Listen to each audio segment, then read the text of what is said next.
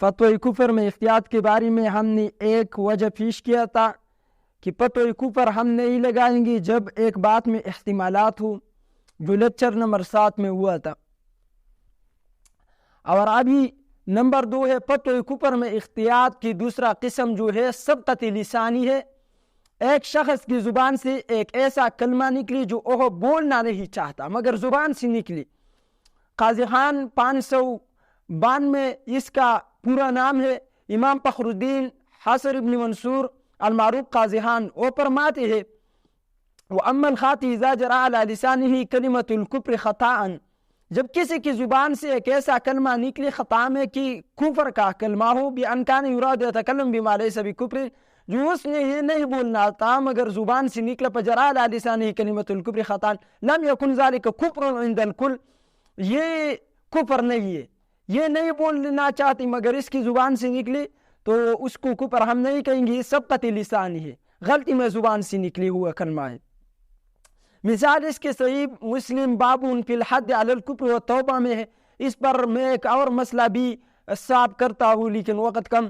حضرت انس فرماتے ہیں جب ایک شخص ایک گناہ سے توبہ کرے اللہ اس کی توبہ پر اتنا خوش ہوتا ہے جیسا کہ ایک شخص کا سواری غائب ہو جائے اور یہ پریشانی کی وجہ سے سو جائے، جب بیدار ہو جائے تو اس کی سواری اس کے ساتھ موجود ہو، جب یہ اپنا سواری دیکھے تو کتنا خوش ہوں گے.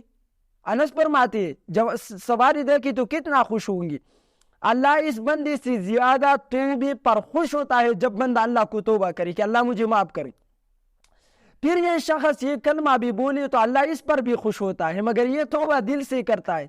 سبقت لسانی کی مثال ہے، یہ زبان سے ایسے بولے اللہ کو خوشی سے اللہم انت عبدی وانا ربک، اللہ تو میرا بندہ ہے میں تمہارا رب ہوں، تو اللہ اس کلمے پر بھی خوش ہوتا ہے. سبقت لسانی ہے، یہ حدیث ہے. تو اس سے معلوم ہوتا ہے کہ سبقت لسانی کی وجہ سے کفر کا فتویٰ نہیں لگائیں گے. جیسا کہ مولانا اشرف علی تھانوی رحمہ اللہ کے بارے میں آتی ہے کہ اس کا ایک مرید تھا تو ہوش کی حالت میں تو نہیں تھا، وہ خود لکھتے ہیں کتاب میں، دیکھو اس نے یہ کلمہ پڑھنا تھا کہ خواب میں کہ لا الہ اشہد ان لا الہ الا اللہ اشرف علی رسول اللہ، جو انجینئر اس پہ اعتراض کرتے.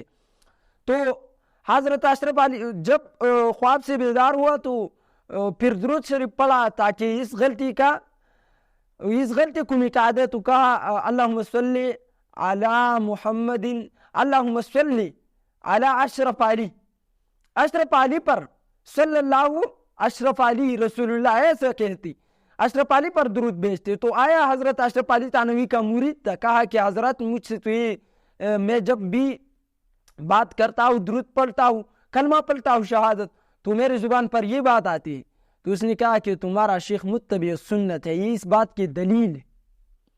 تو یہ انسان کے اختیار میں نہیں ہوتا، وہ خود آیا اعتراض بھی کر دیا کہ میں نہیں بولنا چاہتی مگر زبان سے نکلتے. تو انجینئر جب اس پر اعتراض کرتے تو اس کی حماقت ہے اور بے وقوفی ہے. اللہ ہمیں اس پر عمل کرنے کی توفیق عطا فرمائے. انشاءاللہ باب ما جاء فی خاتم النبوت میں بات زیادہ ہے، وہ کل ذکر کریں گے.